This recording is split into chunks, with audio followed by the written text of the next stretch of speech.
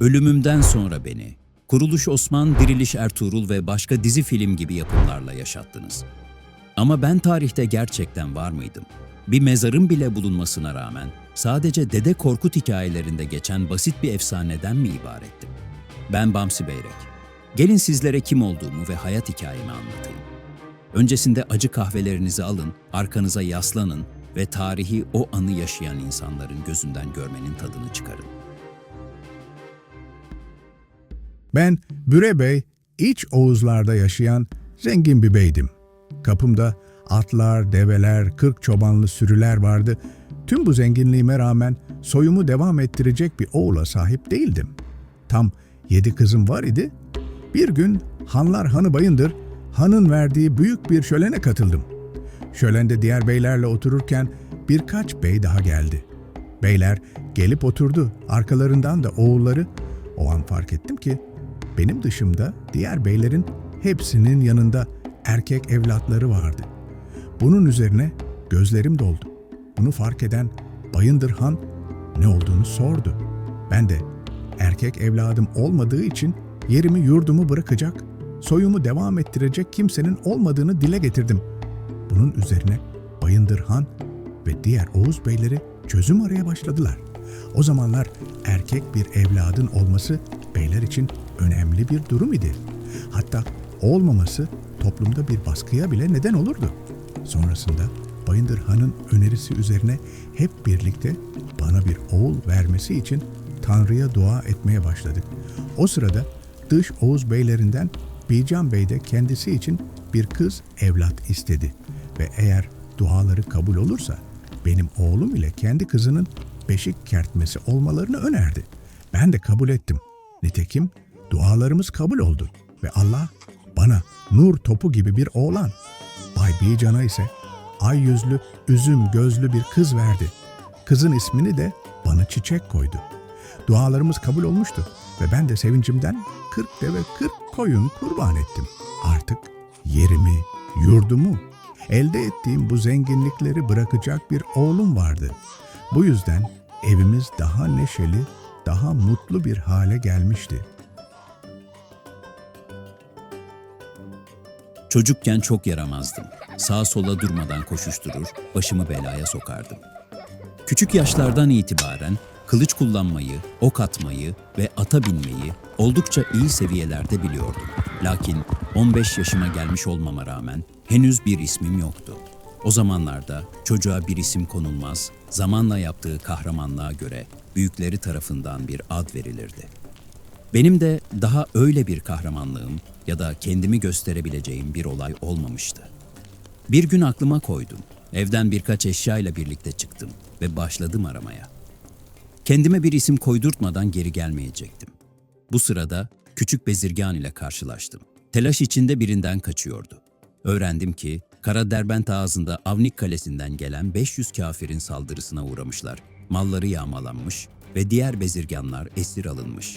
Tam da aradığım fırsat. Beni seven ardımdan gelsin diyerek atıma atladım.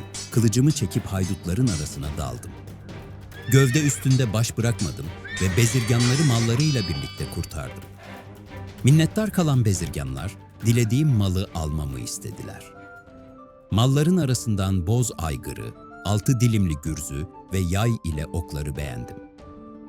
Fakat bezirganlar yüzleri asılarak bu eşyaların Bay Büre'nin oğluna hediye olarak götürüldüğünü söyleyince burada minnetle alacağıma evde babamın yanında minnetsiz alırım diyerek hediyeleri bıraktım ve atımla babamın otağına gittim. Bir süre sonra bezirganlar da geldi ve kendilerini kurtaran yiğidin Bay Büre'nin yanında oturduğunu görünce babam dururken benim elimi öptüler.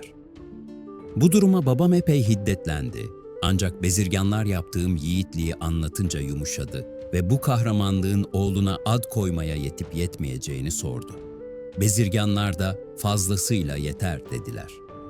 Bunun üzerine Dede Korkut bana isim koyması için çağrıldı ve bana Boz Aygırlı Bamsı Beyrek koydu. Son olarak da adımı kendisinin verdiğini, yaşımı Tanrı'nın vermesini dileyerek gitti. Bamsı Beyrek adını aldıktan bir süre sonra bir ava gittim. Bir geyik sürüsünü kovalarken bir otağın yanına geldim ve orada bir geyik vurdum. Otaktan benim yaşlarımda güzel bir kız geyikten pay istedi. Bunun üzerine avcı olmadığımı, bey oğlu olduğumu söyledim ve tüm geyiği onlara bıraktım. Yanından ayrılmadan önce de otağın kimin olduğunu öğrendim. Meğer otak beşik kertmem olan, Banı Çiçek'in babası olan Bican Bey'in imiş. Bunun üzerine kıza Banı Çiçek olup olmadığını sordum. Fakat kendisi onun dadısıymış. Ona kendisini görmek istediğimi iletmesini söyledim. Bana Banı Çiçek'i görebilmem için at yarışı, ok atma ve güreş olmak üzere 3 hüner göstermemi istedi. Ben de kabul ettim ve atladık atların üstüne. At yarışında ve ok atmada, kızı ucu ucuna yensem de güreş berabere geçiyordu. İkimiz de birbirimizin sırtını yere getiremiyorduk. Fakat 40 yiğidinin önünde yenilme ayıbı olmaz diye gayrete gelip kızı sarıp kucaklayarak ince beline çelme taktım ve sırt üstü yere yıktım. Kız yere düşünce gerçek kimliğini açıklayarak Banı Çiçek olduğunu söyledi. Bunun üzerine kalbim yerinden çıkarcasına atmaya başladı. Serçe parmağımdaki altın yüzüğü kızın parmağına taktım. Bu aramızda nişan oldu. Yüzüğü taktık takmasına ama önümüzde Banı Çiçek'in abisi Deli Karçar engeli vardı. Zira Deli Karçar daha önce kız kardeşini isteyenleri öldürmüştü. Evlenme isteğimi babama bildirdim ve Oğuz beyleriyle bu işi Dede Korkut'un halledebileceğine karar verdik. Dede Korkut, Bayındır Han'ın tavlasından 2 hızlı at istedi.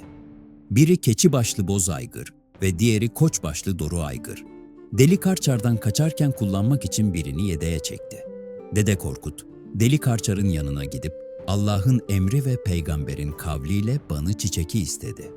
Deli Karçar sinirlenip Dede Korkut'un ardına düştü. Kovalamaca sırasında Deli Karçar Dede Korkut'a yetişip kılıcını çekince Dede Korkut, "Vurursan elin kurusun" diye beddua etti. Hakkın emriyle Deli Karçar'ın eli havada asılı kaldı.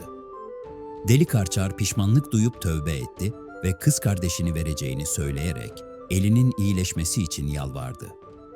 İyileşen Deli Karçar korkunç bir başlık parası talep etti. 1000 kısrak görmemiş aygır, 1000 dişi deve görmemiş buğra, 1000 koyun görmemiş koç, 1000 kuyruksuz kulaksız köpek ve 1000 semiz bire.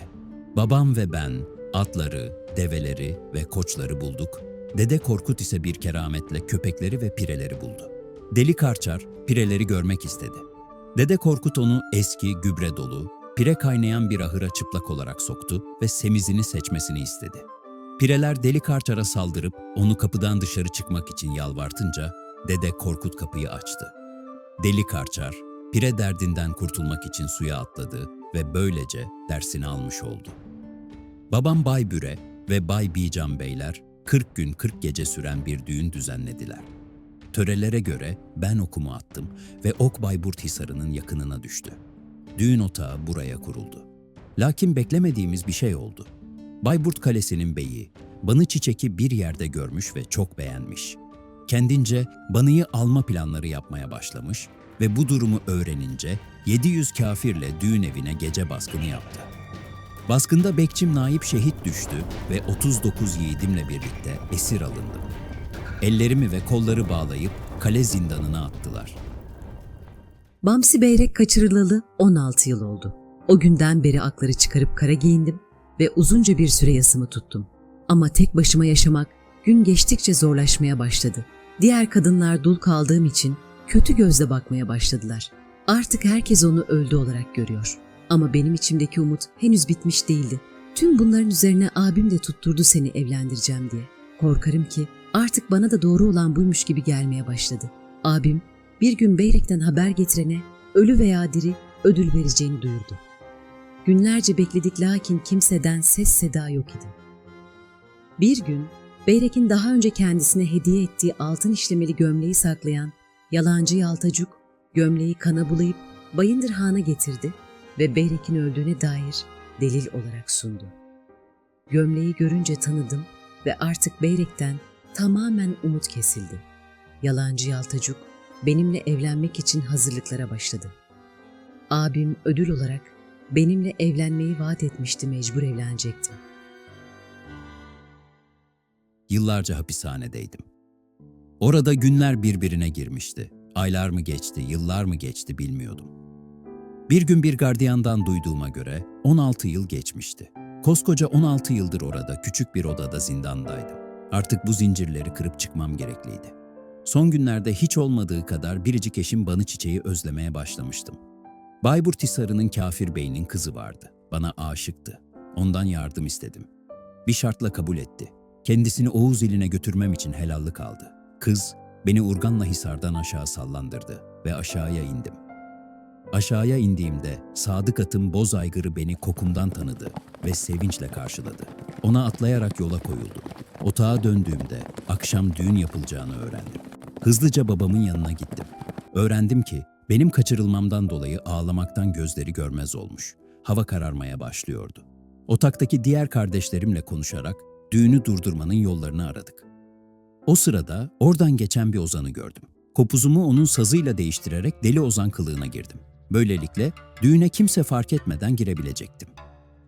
Düğün şölenine vardığımda ok atışlarının yapıldığı bir yarış yapılıyordu.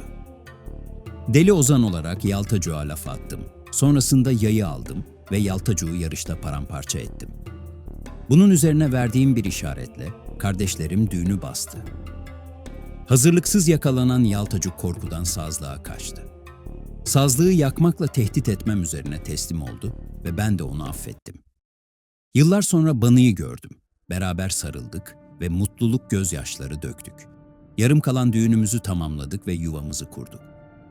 Babamın gözleri içinde parmağımı keserek kanımı akıttım. Akan kanımı gözlerine sürünce açıldılar ve tekrardan görebilmeye başladı. O günden sonra da mutlu mesut bir şekilde yaşadık. Evet, herkes bu şekilde bitmesini ister ama böyle bitmedi maalesef. Banı ile mutlu, huzurlu yuvamızı kurduk, lakin belalar peşimizi bırakmadı.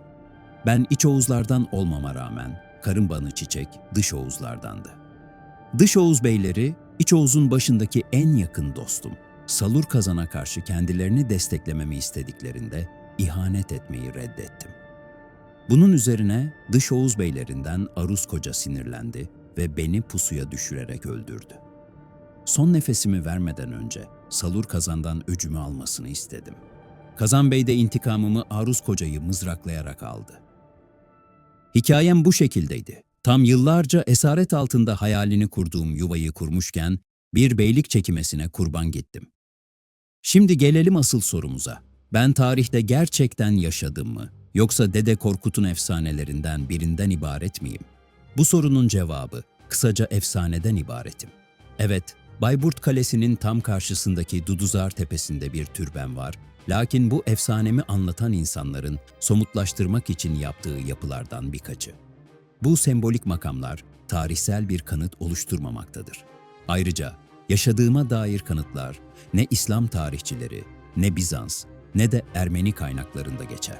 Benim hikayeme benzer hikayeleri farklı coğrafyalarda, farklı isimler altında bulmanız mümkündür. Efsaneden ibaret olsam da dizilerde ya da filmlerde beni genelde Osmanlı yıllarında görürsünüz, lakin ben çok öncesinde yaşadım. Duyduğuma göre o yüce imparatorluk Osman Bey'in gördüğü bir rüya üzerine kurulmuş. Gerçekten öyle mi?